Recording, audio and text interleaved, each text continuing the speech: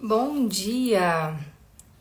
Terça-feira, 8h30 da manhã, e nós estamos iniciando aqui mais uma live do projeto Advogadas em Conexão, em que 5 advogadas do sul ao norte do país se uniram para trazer muitos esclarecimentos aqui para vocês sobre vários temas importantes. E hoje, nessa live, a gente vai falar sobre regime de bens. Então, a gente vai tratar aqui de todos os regimes de bens atualmente e também as suas implicações aí no patrimônio, na vida comum do casal. Eu já vou chamando aqui as minhas colegas, a Tati, a Luciana e a...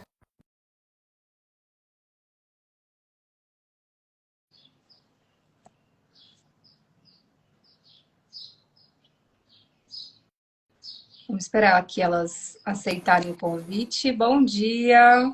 Bom dia. Bom dia. Tudo bem? Tudo bem? A Kátia não apareceu ainda aqui para mim. Vamos esperar um pouquinho, então. Tô muito animada para essa live de hoje, gente. Promete. Também. Muitos assuntos bons. E é Nossa, eu tô vendo aqui, comum, né? a Kátia aparece como assistindo a live. Ela acabou de entrar, já mandei aqui o convite para ela. Tá. Legal.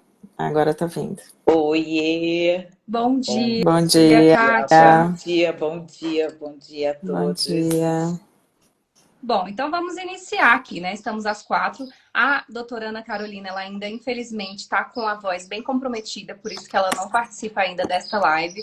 Mas na próxima, a gente espera que ela já esteja 100% recuperada e que a gente retome aqui com as 5 que compõem o projeto Advogadas em Conexão. Então, assim, como a gente vai falar de regime de bens, a gente dividiu aqui em blocos, né, para a gente poder tratar desses regimes de uma forma que fique mais tranquila para vocês poderem assistir.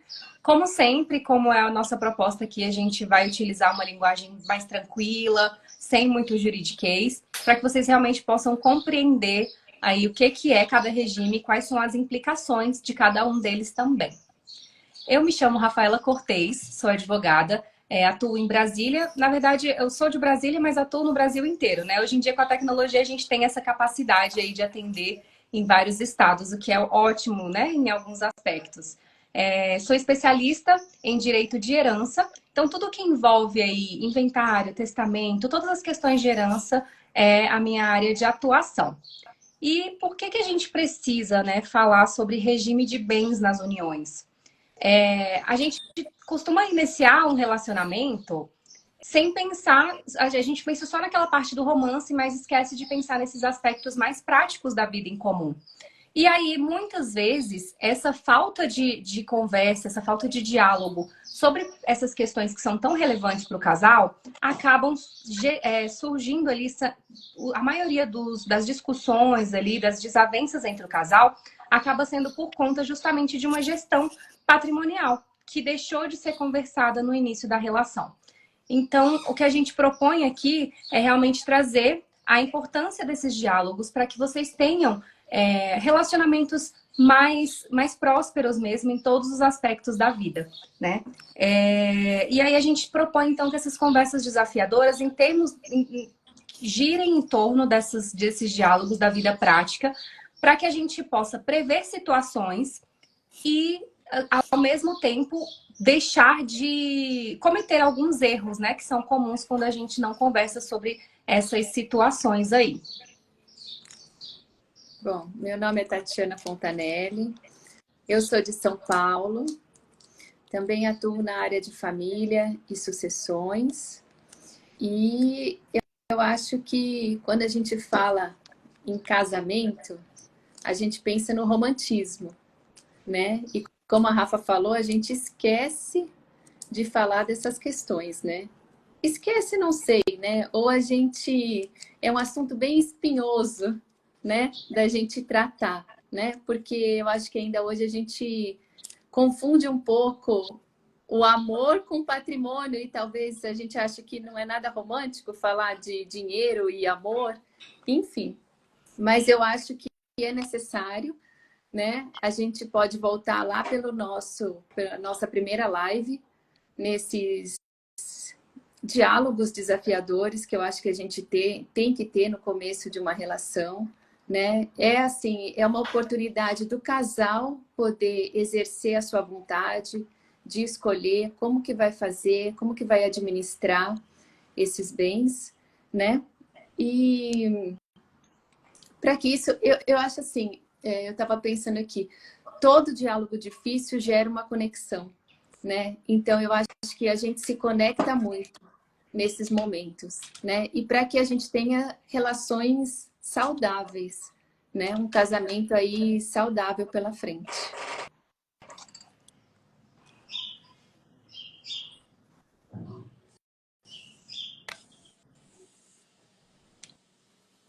Bom, por que Kátia, que a gente deve... Eu acho que teve algum problema, né? deu um A delay gente aqui. está te ouvindo. Agora foi. Mas a gente está te ouvindo agora. Estão me escutando? Sim, Sim. Bom, sim. por que que a gente deve falar sobre regime de bens, né? Esse assunto que é tão importante e que tem que ser levado assim em todos os aspectos, porque quando ele vai ter reflexo ali, tanto no divórcio quanto na, quanto na dissolução de uma união estável e também quanto a um falecimento. Então, é muito importante que a gente esteja atenta a essas questões, né? Tenha, de fato, esses diálogos que eu também acho, além de difíceis, eles são corajosos, né? E nós precisamos, de fato, tê-los para que situações desafiadoras não apareçam lá na frente, não é verdade? Então, é importante, sim. Bom dia, meu nome é Luciana Souza, eu sou advogada especialista em direito sucessório, atuo na área de planejamento patrimonial e sucessório e também atuo na área de direito digital. Hoje nós estamos novamente trazendo um tema que exige conversas desafiadoras. A mim coube trazer para vocês reflexões sobre regime de bens, mas no contexto de alteração do regime de bens durante a união e também os possíveis impactos da escolha do regime de bens no falecimento de um dos cônjuges. Perfeito. Bom, então vamos começar aqui falando. A gente tentou traçar uma linha cronológica, né? Antigamente, o nosso regime comum, que era o regime legal, era o da comunhão total de bens. E aí, com a evolução, é que foi alterado, né? Mas então vamos falar um pouquinho sobre essa comunhão total de bens.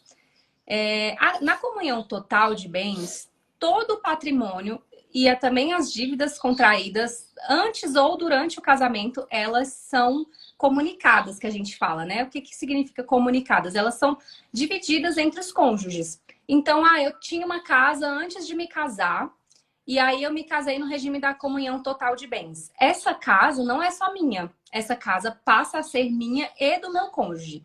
Cada um tem metade. Assim como eu tinha já um empréstimo consignado, é o mais comum, né, que a gente vê aqui hoje em dia.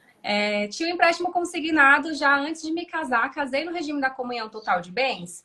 Esse empréstimo ele vai ser também dividido, partilhado com o cônjuge, né, que não tinha participado desse empréstimo, tá? Então, é um regime que antigamente ele era o legal, até porque as mulheres antigamente elas eram consideradas incapazes, né? A mulher é como se fosse uma propriedade do pai, e aí quando ela se casava passava a ser uma propriedade do marido. Então, como essa mulher não tinha renda, ela não tinha autonomia, o regime da comunhão total de bens, que vem muito sobre, né, sobre influência mesmo da Igreja Católica, que entendia o casamento como uma união das pessoas assim para ser para sempre, e era a união completa. Então não tinha distinção de dinheiro, de vida conjugal, enfim. Então a mulher não tinha renda, só um dos parceiros ali, né, o homem, tinha renda, então não justificava ter uma separação de bens. Era mais ou menos assim que se pensava antigamente. E aí, então, esse esse regime, ele foi remodelado, vamos colocar assim, né? Porque aí passou a ser o regime da comunhão parcial de bens é que passou a ser o regime legal. Ou seja, quando você vai lá se habilitar para o casamento, você não escolhe nenhum regime de bens, vai ser o regime da comunhão parcial de bens. E o que essa comunhão parcial de bens diz? Que todos os bens contraídos onerosamente na constância daquela relação é que vão se comunicar. Ou seja, eu já tinha essa minha casa antes de me casar. Optei pela comunhão parcial de bens, a casa continua sendo só minha. O meu marido não teria nenhum direito sobre essa casa, não seria partilhada. Assim como as dívidas também não são partilhadas, as dívidas anteriores. E as dívidas contraídas durante esse casamento, na constância do regime da comunhão parcial de bens, essas dívidas que forem consideradas ali em proveito da família, essas dívidas elas são partilhadas. Aquelas que a pessoa contrai para usufruir de alguma coisa sozinha, aí já não comunica. Mas essa parte das dívidas fica sendo um pouquinho delicada, né? Por conta dessa questão de ter que comprovar se foi em benefício comum ou não. Mas, em regra, as dívidas contraídas na constância dessa relação, elas vão se comunicar. Exceto se o cônjuge ali tiver como comprovar que ele não teve nenhum benefício ali quando foi contraída essa dívida, tá? E é muito importante fazer uma ressalva aqui, que a gente tem um pacto antinupcial. É um contrato que se faz antes do casamento. E aí, todos os regimes, exceto da comunhão parcial de bens, eles necessitam desse pacto antinupcial. Então, se você opta por casar no regime da comunhão total de bens, aí é necessário fazer esse pacto antinupcial, tá bom?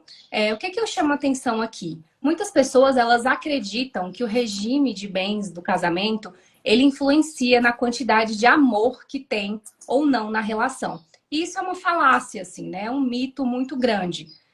Não tem nada a ver. Existem vários casais, eu mesma conheço casais que vivem aí, já são casados há mais de 20 anos, no regime da separação total de bens.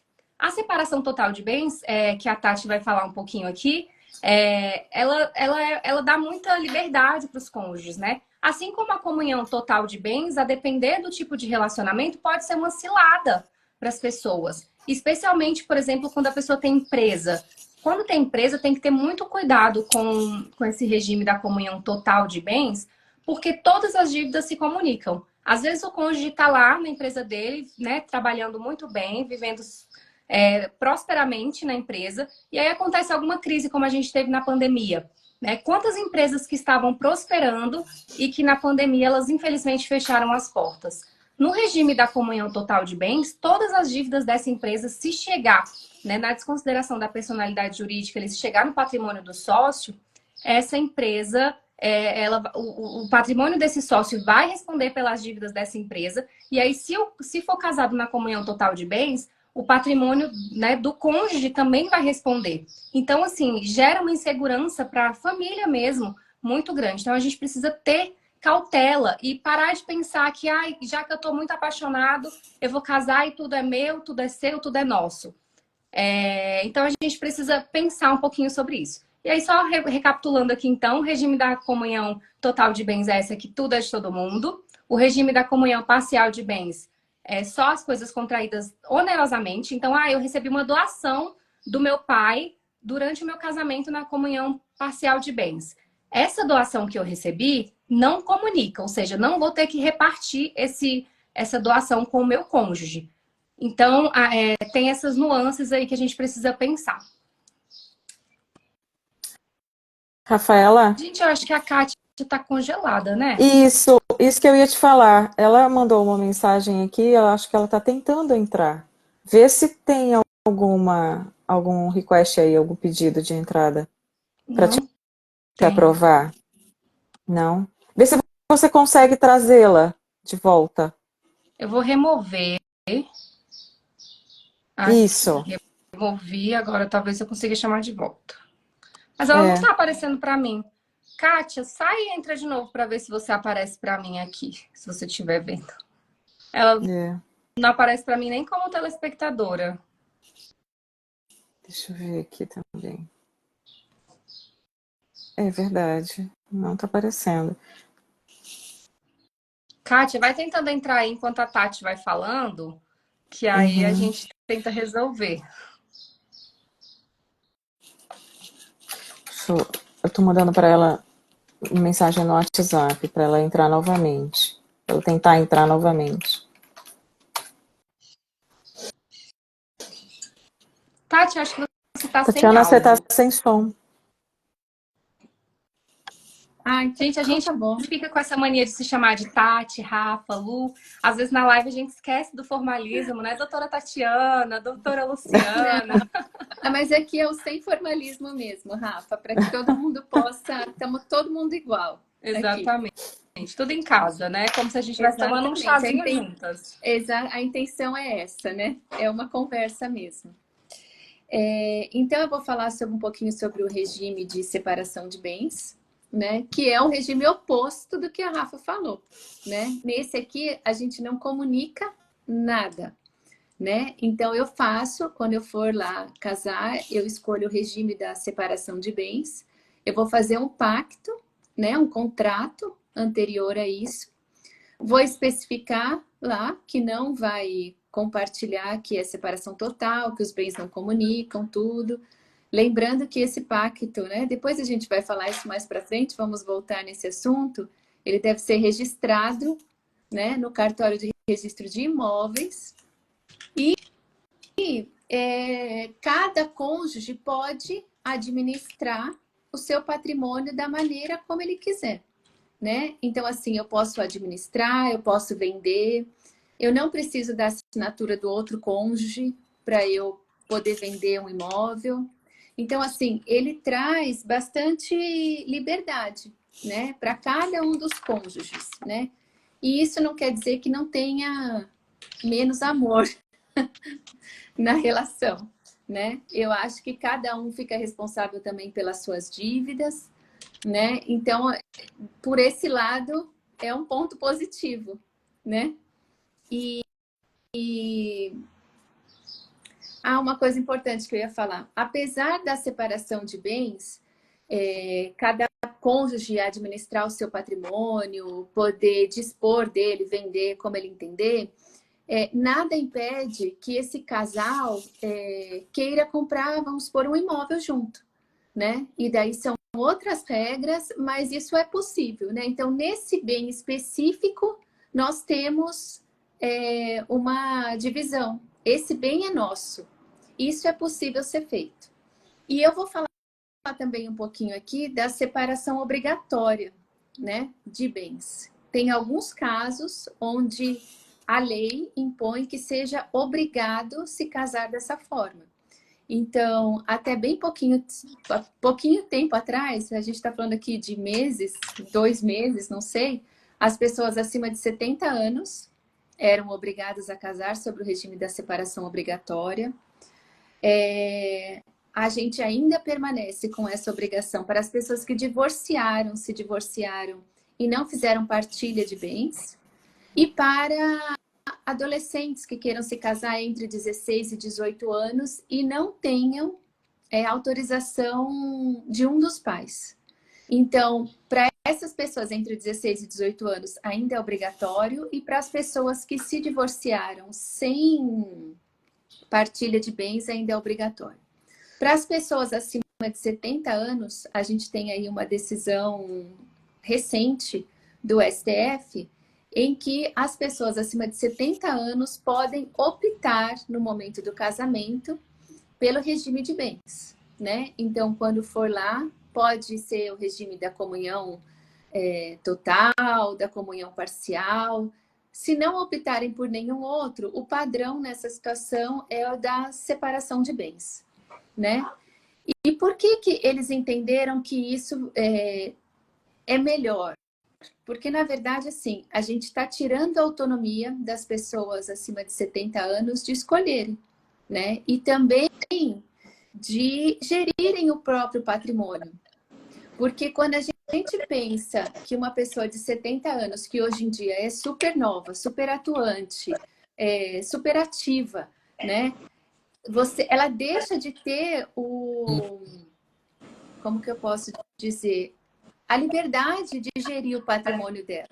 Então, a gente estaria pensando só no herdeiro, né? Que aquele herdeiro, se tivesse um herdeiro, aquele herdeiro teria direito a esse patrimônio. Então, a gente está preservando um direito de um suposto herdeiro e não da liberdade da pessoa de poder fazer, gerir o patrimônio dela, administrar da maneira como ela quer, né? Então, eu acho bem importante isso. Acho que isso, se a gente for pensar hoje em pessoas que têm 70 anos, são pessoas super ativas, que muitas vezes trabalham, né?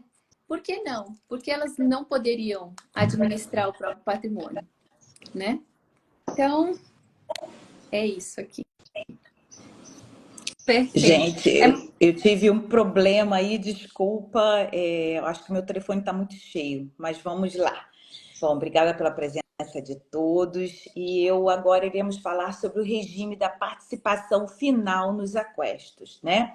Ele é um regime, assim, pouco utilizado e eu sei que praticamente, assim, advogados, colegas que escolhem esse tipo de regime, né? Para se casarem. Mas como é que funciona esse regime? Bom, ele é um regime mais complexo, ele é um regime assim híbrido. Durante o casamento, aplicam-se as regras da separação total, né, de bens, em que cada cônjuge possui ali o seu patrimônio próprio, né? Vai ter autonomia para comprar, para vender, né? Sem precisar ali da anuência, né? Do ok do outro durante aí esse casamento, essa união estável, né? Agora, após a dissolução, aí a regra é diferente. A regra passa a ser da comunhão parcial de bens, né? Já com direito ali à meação, a metade daqueles bens adquiridos ali pelo casal, na constância do casamento a título oneroso, ou seja, os dois compraram juntos, né? Ele tem uma previsão legal, sim, no nosso Código Civil, tá? E as consequências, como é que ficam? Bem, no divórcio haverá ameação daquele valor ali adquirido durante a constância desse casamento. E no falecimento, né, de um dos cônjuges ali, o outro vai ser meeiro em relação aos bens comuns, tá? E herdeiro em relação aos bens particulares. Mas isso vai ser falado aí um pouquinho mais à frente. E aqui a consequência da participação final dos aquestos, ela é assim, igualzinha à comunhão parcial de bens, tá? A consequência que eu digo é quando há assim um encerramento ali, seja pelo divórcio, seja pelo falecimento, tá? Quando esse casamento aí ele é extinto, a consequência dele é praticamente igual à comunhão parcial de bens. Mas a diferença é que durante o casamento ali, você não precisa nessa comunhão, nessa participação final dos aquestos, pedir ali o ok do outro, a bênção do outro, né? Como eu digo, é como se eles estivessem casados na separação total de bens, né? Que a Tati deve ter comentado aí. Ele é um regime híbrido, né? Então, esse regime também precisa de um pacto antinupcial, tá? Quando você vai fazer um planejamento matrimonial, quando a família também precisa e quer escolher esse regime, vai fazer um planejamento patrimonial aí, ou sucessório, ele é ideal assim para famílias e para pessoas, né? E é importante que você sempre procure uma advogada, uma pessoa com conhecimento aí jurídico antes de tomar uma decisão, né? Se você está pensando ali em se casar, né? Está pensando em constituir família, bom, procure saber sempre das consequências, gente. Qual o melhor regime para o seu caso específico? Como é que você vai escolher? Qual é a consequência no caso de haver divórcio? Qual é a consequência no caso de haver ali um falecimento, né? Então, como é que é feito esse regime da participação final dos aquestos? Como é que é? Você precisa se informar. Então, precisa de uma orientação, sim, tá? Bom, e agora iremos falar aí sobre o regime de bens misto, né? Pois é, existe a possibilidade de você criar um novo regime mesclando aí todos eles. E aí volto a mencionar a importância da atuação de uma advogada aí, especialista, né? Da criatividade dela em organizar isso, em te auxiliar famílias, auxiliar aí você, justamente mesclando todos os elementos de cada um aí dos regimes, né? Fazendo valer aí a sua vontade, né? Desde que preserve aí interesses, a gente tem que atentar, interesses de terceiro e que seja estabelecido dentro da lei, né? Bem, não fez pacto antinupcial? Comunhão parcial de bens, né? Não fez pacto, mas se casou antes de 77? Você deve ter aí uma comunhão universal de bens. Mas, Kátia, eu quero escolher um regime. Não gostei de nenhum desses. Quero mesclar, não quero nenhum nem outro, eu quero mesclar. Ah, um pouquinho do regime da comunhão parcial, de repente, da separação total. Como é que você pode, né? Como é que eu quero fazer um regime híbrido, um regime misto? Eu posso? Posso. Você pode sim, né? Por exemplo, durante o relacionamento, o regime é tal. Para fazer aquilo, adquirir um bem, vai ser um outro tipo de regime, vai ser outro. Para me divorciar, as regras, vai fazer outro regime. Né? Mas, gente, atenção, pode ser feito sim, pode, mas precisamos de um planejamento aí, matrimonial, porque com exceção ali da comunhão parcial, todos os outros há necessidade desse pacto antinupcial, tá? Que nada mais é do que formalidades aí, é um contrato solene e condicionado aí a esse casamento. O pacto, ele é elaborado lá aí previamente, tá? É realizado através de uma escritura pública em cartório de notas. Kátia, você ficou sem som. Kátia, você tá sem som.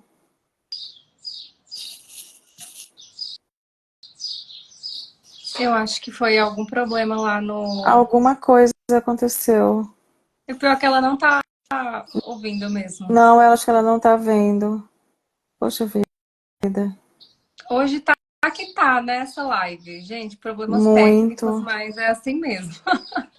Voltou. E difíceis, não é verdade? Você tava sem Então, som, Kátia? estava sem som? Um tempão. Tava. Você não tá ouvindo a gente Eu também, não sei né? o que aconteceu. Entrou uma ligação aqui. Entrou ligação. Aí Ah, eu acho tá. que fica. Meu telefone hoje está uma maravilha. Está muito Que cheio, gente. coisa. Mas, pois é. Qual é a parte que eu parei Bom, aí um pouco? você tinha explicado sobre o contrato antinupcial, tinha explicado que ele era solene, que precisava de uma escritura Que pública, e precisa. aí você começou a ficar sem Por som. isso que é importante você se orientar e se organizar com relação a isso. E aí, quando você vai definir todas essas regras, né, do jogo ali, definir tudo isso, né, para você, né, como é que vai ser isso para o casal, você vai adentrar naqueles momentos, daqueles diálogos difíceis que eu estava falando, os diálogos desafiadores, para que no futuro não haja nenhuma situação aí sim complicada, difícil, né, para resolver. Então, por isso que é importante a gente, de fato, né, estabelecer ali regras, deixar tudo ali organizado. Tá? E aí, mesclando tudo isso, você pode elaborar, sim, um regime misto. Perfeito. E aí tem aquelas pessoas que, assim, assistiram essa live aqui e falaram, meu Deus, não é esse regime que eu quero, mas já sou casada. Como que faz? Tem como alterar o regime, né, durante o casamento aí. E aí a Luciana vai trazer pra gente como que faz essa alteração do regime durante o casamento e também quais são os impactos de cada regime aí no falecimento de um dos cônjuges. Bom, gente, você já conhecem agora um pouco mais, né, nesses minutos, pelas falas da Rafaela, da Tatiana e da Kátia, quais são os regimes de bens que nós temos para uniões matrimoniais no Brasil, né? Se o casal, vocês já viram, né, que se o casal não discute isso, não conversa sobre isso, a legislação brasileira tem um regime padrão, que é a comunhão parcial de bens, né? Que não exige pacto antinupcial, como bem falou tanto a Kátia quanto a Tati e a Rafaela. Se for um casal que discute bastante essa questão da destinação dos bens, dos seus próprios bens, perante uma união, o que esse casal tem que fazer? Esse casal pode optar pelos regimes que já existem, bem detalhados no Código Civil, né? Escolher um desses regimes, se exigir pacto, faz o pacto, faz a escritura dele, registra, ok. Passou mais ou menos uns 10 anos desse casamento e, pelas circunstâncias da vida, esse casal decidiu que aquele regime não mais satisfaz. Por algum motivo, eles querem fazer a transição, fazer uma troca de regime, tá? Essa troca, ela é permitida? Sim. Ela precisa de autorização judicial, ou seja, você vai ter que contratar um advogado, vai ter que entrar no judiciário com uma ação requerendo a alteração desse regime de bens. E aí, para fazer essa alteração, também é preciso apresentar uma motivação, tá? Quando a alteração é realizada, aqui é a parte que eu acho assim, mais sensível, tá? Que o casal precisa ter em mente. Se há uma mudança de alteração, se há uma alteração de regime de bens durante um casamento, esse casal precisa estabelecer, prestar atenção na data em que foi homologada essa alteração. Por quê? Porque tudo que aconteceu em termos de adquisição de patrimônio antes dessa alteração fica valendo as regras anteriores, ou seja, as regras daquele regime que o casal escolheu quando casou. A partir do momento em que a alteração passa a ter vigência, todos os bens que aquele casal adquirir dali em diante, os reflexos deles serão a partir do regime escolhido. Vou dar um exemplo para ficar mais fácil. Temos João e Maria. João e Maria casaram, eles não se preocuparam, assim, não tiveram nenhuma conversa desafiadora sobre regime de bens. Foram lá, casaram. Então, assim, quando não se conversa, a legislação já tem o padrão que é a comunhão universal de bens. Aí, isso quer dizer o seguinte, durante os 10 primeiros anos de casamento, João e Maria têm como regime de bens a comunhão parcial.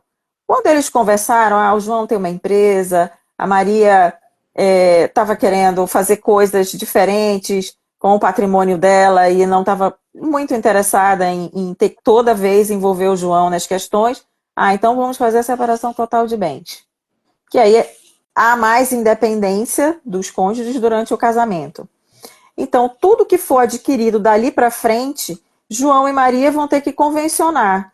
Esse imóvel vai ficar no nome da Maria, esse carro vai ficar no nome do João, essa empresa é só da Maria, enfim, tudo dali para frente, se é uma separação total de bens, os dois precisam conversar. Lembre que a conversa não tem como a gente se apartar de conversas, elas são necessárias.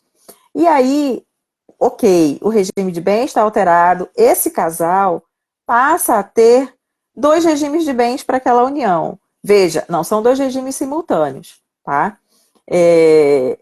O primeiro regime de bens, que foi aquele que eles escolheram quando casaram, e o segundo regime de bens, que passa a valer após a alteração. Por que eu estou frisando isso? Para já poder introduzir o outro tema que eu vim aqui conversar com vocês hoje, que são os impactos dos regimes de bens no casamento na eventualidade do falecimento de um dos cônjuges. Porque cada regime de bens tem uma especificidade diferente. inclusive quando se altera o regime de bens também durante o patrimônio, ou durante o matrimônio, durante o matrimônio. Então, por exemplo, trazendo de volta cada um dos regimes. Na comunhão parcial de bens, o que vai acontecer? Que é o regime, vamos colocar assim, o regime padrão que está no nosso Código Civil, quando os cônjuges não dialogam sobre esse assunto ou quando eles optam mesmo pelo regime da comunhão parcial de bens, porque isso também é possível. Acho que vale fazer um parênteses aqui. Vocês devem estar percebendo que não há uma fórmula, não há o melhor regime de bens, o pior regime de bens. A gente não é disso que estamos falando aqui, tá? Ao contrário, o que a gente está trazendo para vocês são informações, as opções que existem, para que você consiga fazer as escolhas mais conscientes, tá? É disso que a gente está falando aqui, porque às vezes as pessoas nem sabem que existem outros regimes de bens quando vão casar, tá? E é esse o papel do advogado especializado, tá bom? Esclarecer exatamente as opções que aquele casal pode ter. Então, retomando, que impactos essa escolha de regime de bens pode ter no eventual falecimento de um dos cônjuges? No caso da comunhão universal de bens, no caso da comunhão parcial de bens, que é o padrão do Código Civil, o que vai acontecer? No caso de um falecimento, o cônjuge sobrevivente, ele vai ter direito à metade dos bens comuns. O que são bens comuns? Os bens que foram adquiridos durante o casamento, tá? A outra metade, ela vai compor a herança, que vai ser dividida entre os herdeiros necessários, que geralmente são os filhos, tá? Na comunhão universal de bens, como os colegas já explicaram, todos os bens montam uma unidade, fazem parte de uma unidade. Então, o que vai acontecer? Inclusive os bens que foram adquiridos antes do casamento, tá? Eles compõem o patrimônio daquele casal. Num eventual falecimento, o cônjuge sobrevivente, ele vai continuar com a metade de todos os bens do patrimônio e a outra metade vai ser destinada aos herdeiros. Já na separação total de bens, o que acontece? Durante o casamento, né, cada cônjuge ele mantém a propriedade exclusiva dos seus bens. Tanto aqueles que ele adquiriu antes, quanto os que foram adquiridos durante a união. Aí, nesse caso, o cônjuge sobrevivente ele não vai participar da herança dos bens exclusivos do falecido, a não ser que haja alguma disposição testamentária. Tá? Isso é uma coisa que a gente não pode esquecer. O testamento ele segue como um instrumento interessante para o planejamento patrimonial e sucessório. Então, no caso da separação total de bens, ele pode sim ser utilizado para fazer destinações, tanto para qualquer um dos cônjuges podem fazer, e lembrando que os testamentos são separados, tá? Então, eles podem colocar nos testamentos as destinações que eles querem fazer. O outro regime, que é a participação final dos aquestos, como a Kátia já falou, no falecimento, o cônjuge ele vai ter direito à metade dos bens adquiridos durante a união, tá? Esse regime ele é híbrido, né? Então ele funciona de uma forma enquanto o casamento está valendo e no falecimento o cônjuge sobrevivente ele passa a ter direito à metade dos bens que foram adquiridos durante a união.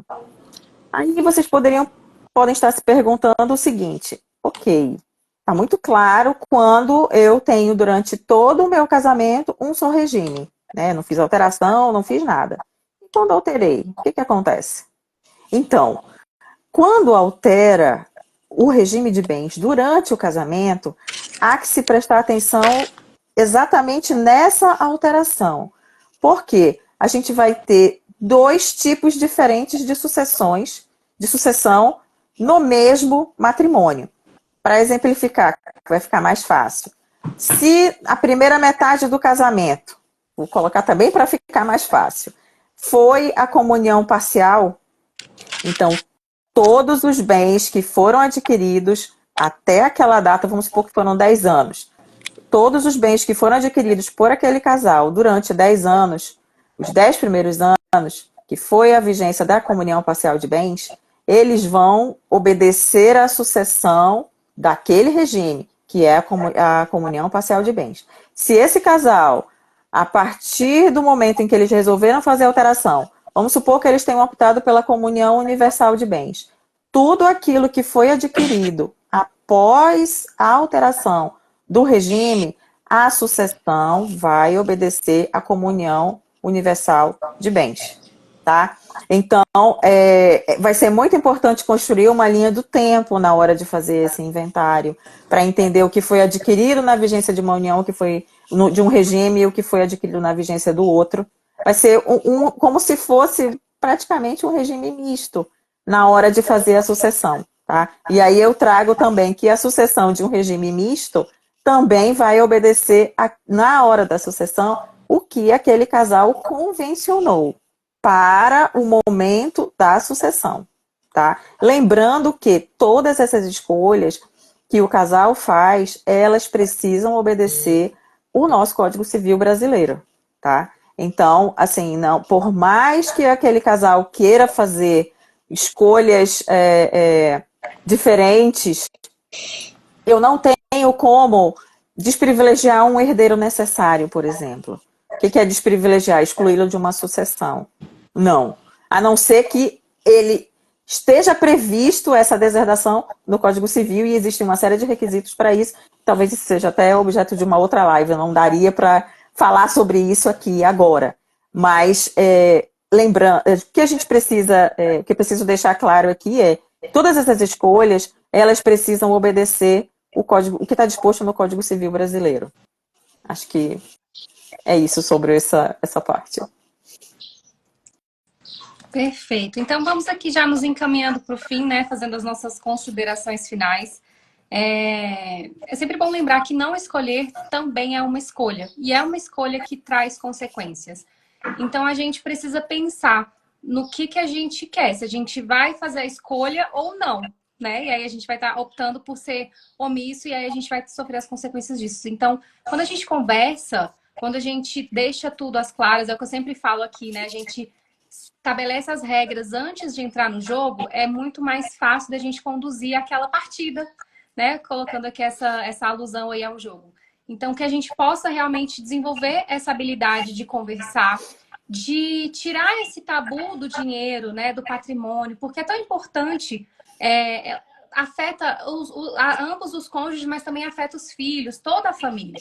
Então, tem implicações aí, especialmente para quem tem famílias empresárias e tudo mais, precisa ter um cuidado em relação a isso. E aí, só eu gostaria de chamar a atenção aqui, como a Luciana trouxe, que é muito importante a gente pensar no regime de bens. Quando é uma dissolução por divórcio, ele tem um reflexo um pouquinho diferente da dissolução na morte. Então, tem pessoas que acham que o cônjuge não vai ser herdeiro. A gente está nas vias aí de uma aprovação da alteração do Código Civil, que possivelmente a gente vai ter essa possibilidade. Mas hoje, todo cônjuge é um herdeiro necessário. Então, a gente não pode, por exemplo, doar todo o patrimônio. Enfim, a gente vai fazer uma live só para falar dessas questões de herança, que vai ser muito importante. Mas se você tem alguma dúvida, se você quer se organizar, procure um advogado especialista nessas questões de herança, né, na questão da família em si, porque daí você vai fazer um planejamento patrimonial com reflexo sucessório para garantir que a sua vontade seja realmente respeitada e que as coisas aconteçam da forma, pelo menos, mais próxima do que você gostaria. Então, o que a gente convida vocês é que realmente discutam sobre isso. Aproveita, de repente, aqui o gancho dessa live mesmo para conversar com seu parceiro, para propor aí soluções para o casamento, né, para a união de vocês. Tudo que a gente falou aqui, gente, a gente foi falando de casamento, mas também vale para a união estável, né? Então, assim, eu estou numa união estável, eu posso escolher o regime da minha união estável? Pode escolher, mas aí, como já foi dito muito bem aqui pela Kátia, precisa desse contrato, precisa fazer um pacto, precisa das formalidades ali.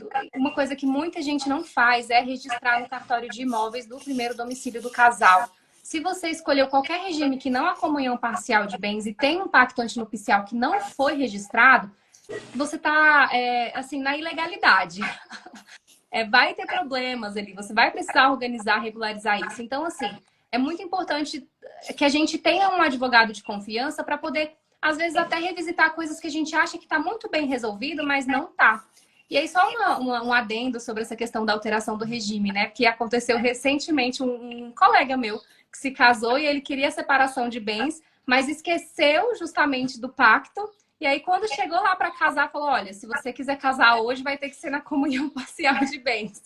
E aí ele foi lá e alterou e fez. Aí depois ele achou que só precisava fazer o pacto novamente. Não, agora vai precisar entrar com processo judicial para poder alterar o regime. Então, independente do tempo que passou entre o casamento e a data que você resolveu alterar esse regime, vai precisar sim de uma ação judicial para poder fazer isso. Então, todas essas questões aqui, se conversa antes, né? Se procura um advogado antecipadamente, você já exclui uma série de dissabores aí, evita retrabalho, né? Inclusive. Então, o que a gente convida vocês é que realmente se abram para essas conversas, mas que, além de conversar, que procurem profissionais especializados que possam realmente ajudar a encontrar as melhores soluções.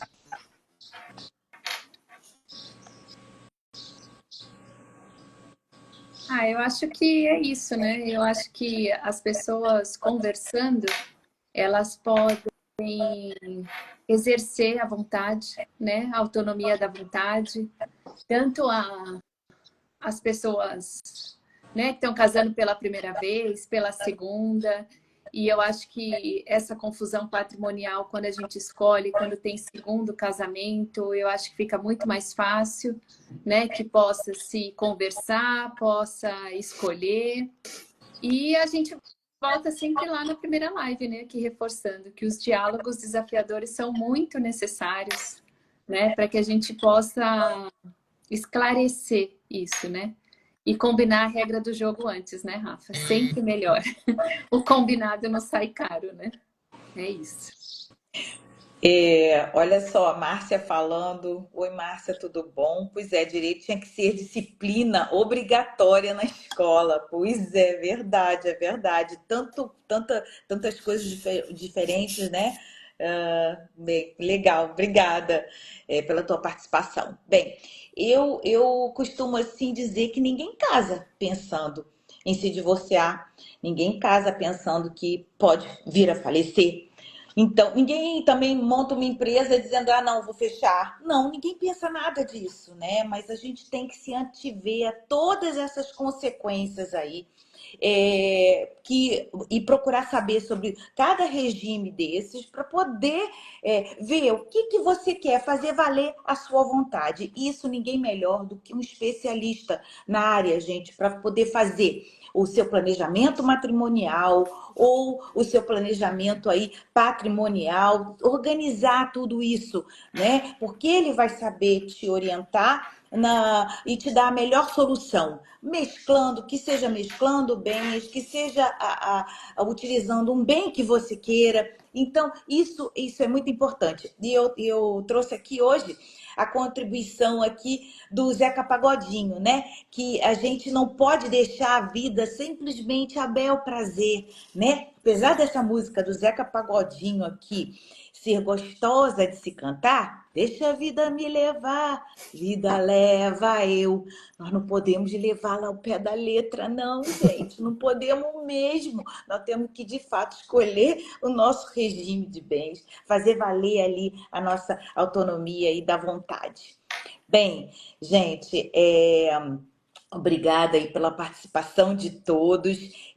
Sigam aí nossos perfis, tá? É só clicar aqui em cima à esquerda da live, vocês vão ver cada um dos nossos perfis. Sigam os nossos perfis no Instagram, sigam nossos sites, tá? Nós estamos sempre com novidades, mostrando tudo da nossa área de atuação, tá? Muito obrigada. Olá.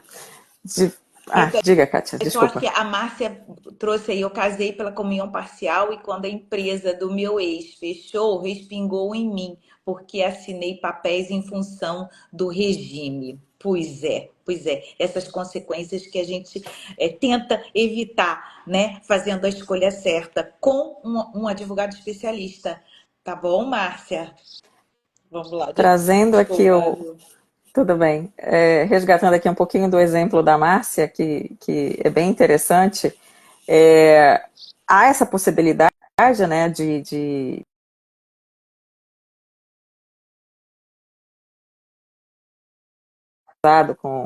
com ele, já, se for comunhão parcial, já os bens são comuns ao casal. E há também uma outra situação, que também é comum. O cônjuge, os dois estão casados, a comunhão parcial de bens é o regime adotado pelo casal, e um dos cônjuges é empresário e fica abrindo e fechando empresas e geralmente a esposa, né, não gosta dos sócios. Gente, isso é muito mais comum do que a gente pode imaginar. Imagina isso no dia a dia daquele casal. Você tem que aturar um sócio que você está antevendo, na verdade, um problema, né? Que às vezes a gente tem assim um sexto sentido que fica dizendo, nossa, isso aí não vai dar certo. E eu vou ter que assinar esses documentos porque estou casada na comunhão parcial de bens, meu Deus do céu. Se tivesse na separação total, ele pode abrir e fechar a empresa 1000 vezes. Você está livre, bela e formosa, entendeu? Esse é um ponto.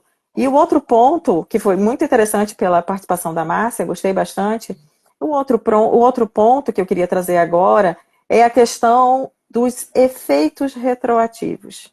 Gente, não tem efeito retroativo. Como? Não tem efeito retroativo quando você faz uma mudança de regime no meio de uma união. Se a mudança, hoje é dia 3 de setembro de 2024, você foi lá, pediu autorização judicial, enfim, o juiz homologou sentença, ok, transitou em julgado, data 3 de setembro de 2024. O que aconteceu do dia 2 de setembro de 2024 para trás é o regime que você escolheu durante o casamento. Não há efeito retroativo, tá? É de hoje para frente, é o olhar para o futuro. O passado já aconteceu, tá? A mesma coisa vale quando a gente falou também na união estável, as pessoas convivem em união estável há séculos, e aí um belo dia elas, eu quero agora que seja separação total de bens, eu já estou convivendo há 15 anos, desde lá do primeiro dia. Não. É a partir do dia que a escritura foi formalizada, tá? Então, são duas coisas que eu queria que ficassem muito em mente. Tanto na hora da escritura de uma união estável, por exemplo, quanto na alteração de um regime de bens na vigência. E a mesma coisa na união estável também, se você quiser alterar o regime, porque o que a gente está falando aqui para casamento serve também para união estável, tá? Então, por favor, lembre-se disso, tá? Eu gostaria também de agradecer pela atenção, né, pelas perguntas, pela participação.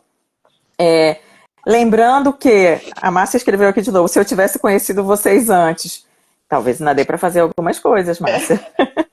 Com certeza. Lembra que não tem fórmula. Lembra que não tem fórmula. Sempre dá para resolver alguma coisa. É aquela coisa, o passado a gente não consegue alterar, tá? Mas o futuro a gente consegue modificar, agindo hoje. Tá bom? Ela Bom, disse gente. que é do ex-marido ou do marido atual? Não, eu Eu não consigo. acho que é sobre a alteração de regime de bens, porque era comunhão parcial de bens e ele é empresário. Então ela está sempre, Tá. né? E talvez, não sei se ainda é da mesma união, mas enfim, serve para a próxima união, isso porque a que eu ia pessoa já falar. Eu entra acho que mais finalizou, né, Márcia? esclarecida.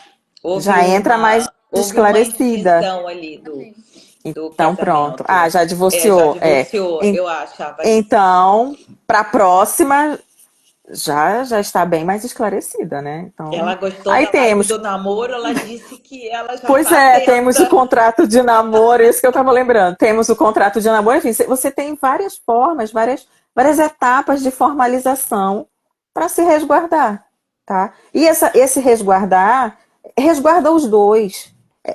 Na hora, assim, sempre quando eu vou conversar sobre alguém que está querendo ter uma conversa desafiadora sobre esse assunto, eu sempre digo, olha, gente, a abordagem é para os dois. Não é você em detrimento do outro. Não, ali é um casal.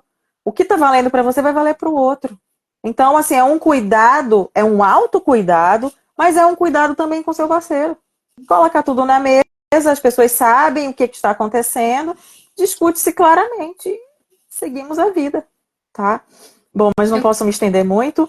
Eu agradeço muito a audiência, a participação. E toda terça-feira nós estamos aqui às 8h30 da manhã no horário de Brasília. Eu já ia Obrigada. reforçar, além de agradecer todo mundo, né, também as minhas colegas aqui. Na próxima live a gente vai trazer o tema contratos. Então é bem interessante, bem relevante. A gente vai trazer aí cláusulas que são possíveis, né? O que dá para contratar, o que não dá nesses contratos familiares mesmo, né? No relacionamento, enfim, dá para a gente cobrar uma multa se tiver traição, dá para eu cobrar uma pensão por tempo que eu fico casada. Então, tudo isso a gente vai trazer aí na próxima live, terça-feira que vem, às 8h30 da manhã, horário de Brasília, tá certo?